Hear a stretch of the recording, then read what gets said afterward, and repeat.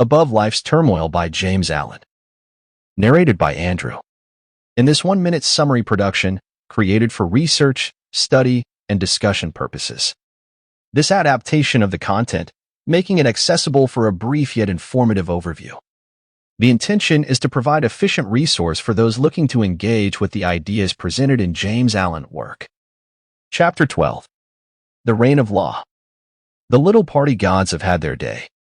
The arbitrary gods, creatures of human caprice and ignorance, are falling into disrepute.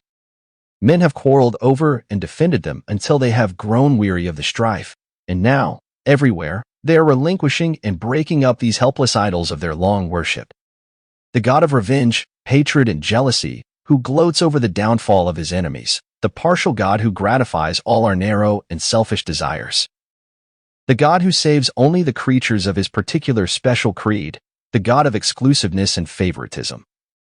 Such were the gods of our soul's infancy, gods base and foolish as ourselves, the fabrications of our selfish self. And we relinquished our petty gods with bitter tears and misgivings, and broke our idols with bleeding hands. But in so doing we did not lose sight of God, nay, we drew nearer to the great, silent heart of love. Destroying the idols of self, we began to comprehend somewhat of the power which cannot be destroyed, and entered into a wider knowledge of the God of love, of peace, of joy. The God in whom revenge and partiality cannot exist, the God of light, from whose presence the darkness of fear and doubt and selfishness cannot choose but flee. We have reached one of those epochs in the world's progress which witnesses the passing of the false gods, the gods of human selfishness and human illusion. The new-old revelation of one universal and personal truth has again dawned upon the world. And its searching light has carried consternation to the perishable gods who take shelter under the shadow of self.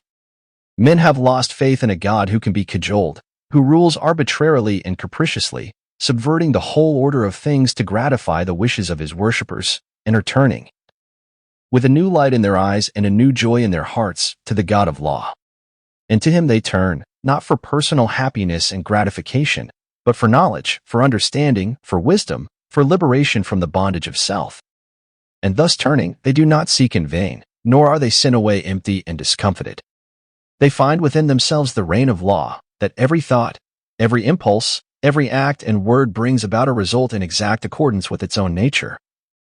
That thoughts of love bring about beautiful and blissful conditions, that hateful thoughts bring about distorted and painful conditions.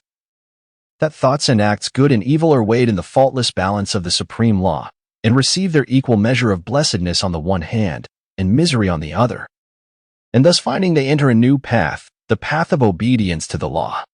Entering that path they no longer accuse, no longer doubt, no longer fret and despond, for they know that God is right, the universal laws are right, the cosmos is right, and that they themselves are wrong, if wrong there is, and that their salvation depends upon themselves, upon their own efforts, upon their personal acceptance of that which is good and deliberate rejection of that which is evil.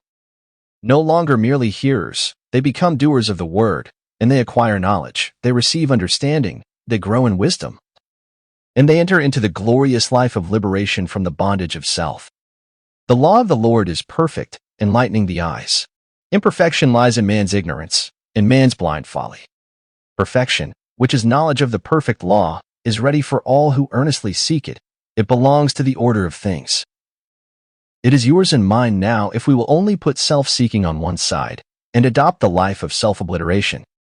The knowledge of truth, with its unspeakable joy, its calmness and quiet strength, is not for those who persist in clinging to their rights, defending their interests, and fighting for their opinions, whose works are imbued with the personal I, and who build upon the shifting sands of selfishness and egotism. It is for those who renounce these causes of strife, these sources of pain and sorrow, and they are, indeed, children of truth, disciples of the Master, worshippers of the Most High. The children of truth are in the world today. They are thinking, acting, writing, speaking, yea, even prophets are amongst us, and their influence is pervading the whole earth.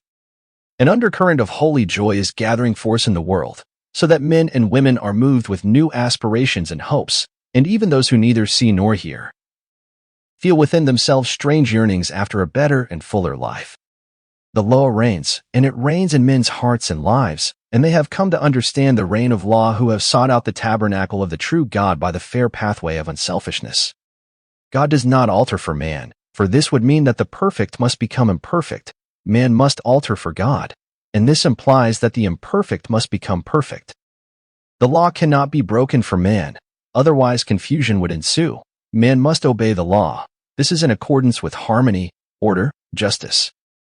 There is no more painful bondage than to be at the mercy of one's inclinations, no greater liberty than utmost obedience to the law of being.